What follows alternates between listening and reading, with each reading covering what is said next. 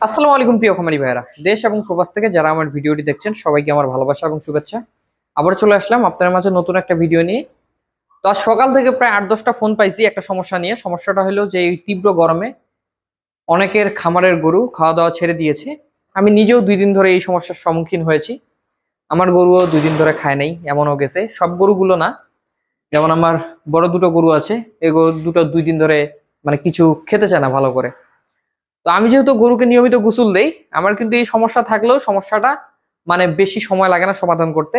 হয়তো আমার সারাদিনে খড় টড় যেগুলো দেই এগুলো খেতে চায় না, কিন্তু যখনই আমি গোসল টুসুল দেই, দেওয়ার পর ঠান্ডা পানি টানি দেই, দেওয়ার পর আমি যখন দানাদার খাবারটা দিই, আমি কিন্তু দানাদার খাবারটা তাও খাওয়াইতে পারতেছি। কিন্তু অনেকের কথা শুনতেছি যে তারা দানাদার খাবার বা কোনো খাবারই খাওয়াইতে পারতেছে না। আবার অনেকে ফোন দিয়ে বলতেছে যে ঘাস বা আপনার খড় খাচ্ছে কিন্তু দানাদার খাচ্ছে না। এক একজনের এক এক ধরনের সমস্যা আসলে, কিন্তু মূল যে সমস্যাটা এটা হলো যে গরু খেতে চাচ্ছে না বা খাচ্ছে না। আমি কিছুক্ষণ আগেও একজনের ফোন পেলাম, তিনি প্রথমে বলতেছে যে তার গরু রুচি নেই, আবার একটু পর বলতেছে যে না ভাই, আমার গরু সম্ভবত গরমের কারণে খায় না। তো আসলে অনেকের এই সমস্যাটা হচ্ছে যে 3 বার 4 বার গোসল দেওয়ার পরও আপনার গরু খাচ্ছে না। সেক্ষেত্রে আসলে বোঝাটা মুশকিল হয়ে যাচ্ছে যে এটা রুচির কারণে খাচ্ছে না না তীব্র গরমের কারণে খাচ্ছে না।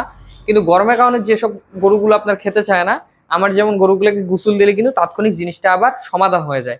তো আমি আপনাদের বলবো যে অবশ্যই এই গরমে, তীব্র গরমে গরুকে মিনিমাম 3 বার গোসল দেন, কারণ অতিরিক্ত গরম।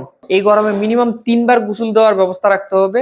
পাশাপাশি যদি পারেন আপনি দিনে সকাল 10টা থেকে দুপুর 2টা বা 3টা পর্যন্ত প্রতি ঘন্টায় একবার গোসল দিলেও আসলে কোনো সমস্যা নেই, যে পরিমাণ গরম। পাশাপাশি খামারটা খোলামেলা রাখার চেষ্টা করুন, ফ্যান দিয়ে রাখুন, যেইভাবে হোক গরুকে যাতে গরমটা একটু কম লাগে সেই ব্যবস্থাগুলো রাখুন। আর খাবারের যে ব্যাপারটা আসলে এটা রুচিজনিত কোনো সমস্যা না, কাজে এখানে বায়োলেক্ট খাওয়ান বা অ্যানোরা ডিএস খাওয়ান বা ভিটামিন বি কমপ্লেক্স দেন, দিয়ে লাভ নেই। এটা গরমের জন্যই। এটা আসলে লং টাইম ধরে সমস্যা কোনো না, এটা সমাধান হয়ে যাবে, আবহাওয়া একটু ঠিক হলে সমাধান হয়ে যাবে, এটা নিয়ে টেনশনের কিছু নেই। তারপর আপনার গরুকে নিয়মিত গোসল দেন। এবং আপনার যদি মনে হয় যে না গরম ব্যতীত এমনিতেও রুচির সমস্যা আছে, তাহলে আপনারা বায়োলেক যে ট্যাবলেটটা পাওয়া যায় ওটা হোক বা অ্যানোরা ডিএস হোক, এগুলো দিতে পারেন। ভিটামিন বি কমপ্লেক্স দিতে পারেন যে কোনো কোম্পানির। আর পাশাপাশি আমি যেটা বলবো অবশ্যই, যে যাদের গরু একেবারেই খাচ্ছে না অতিরিক্ত গরমের কারণে, তারা একটু যখন খাবারটা দিবেন, খাবারের সাথে একটু খাবার সোডা দিবেন। আর যদি পারেন প্রতিদিন দিনে 2 বেলা রুমেনাল যে পাউডারটা যে পাওয়া যায় এফএনএফ কোম্পানির, এই রুমেনাল পাউডারটা অনেকটা খুব ভালো একটা পাউডার।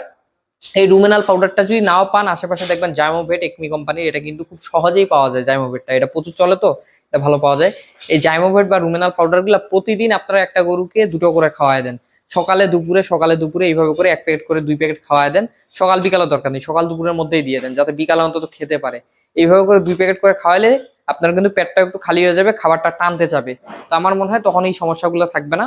তো আপনাদের গরু যাদের খেতে চায় না এই গরমে, তীব্র গরমে, আপনারা গরুকে অবশ্যই 2 বার 3 বার করে গোসল দেন। পাশাপাশি এই রুমেনাল যে পাউডারটা বললাম, একেবারে খেতে না চাইলে এটা দেন।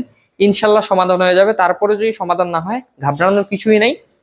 একটু আবহাওয়াটা ঠিক হইলে ইনশাল্লাহ সমস্যার সমাধানগুলো হয়ে যাবে। মানে এটা আপনার গরমজনিত কারণে অনেকেরই হচ্ছে, এখানে টেনশনের কিছু নেই যে আমার গরুর কি হলো বা রুচি চলে গেল কিনা, এ ধরনের কোনো টেনশন নেই।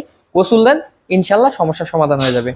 আশা করি যারা খামারে এই সমস্যা নিয়ে ছিলেন, আপনারা এই ভিডিওটা দেখার পর অনেক উপকৃত হবেন এবং সহজে ব্যাপারটা বুঝতে পারবেন। তো ভিডিওটা যারা প্রথমবার দেখছেন অবশ্যই চ্যানেলটাতে একটা সাবস্ক্রাইব করে রাখবেন, পাশাপাশি ভিডিওটাতে একটা লাইক দিয়ে রাখবেন। সবাই ভালো থাকবেন, সুস্থ থাকবেন। আসসালামু আলাইকুম।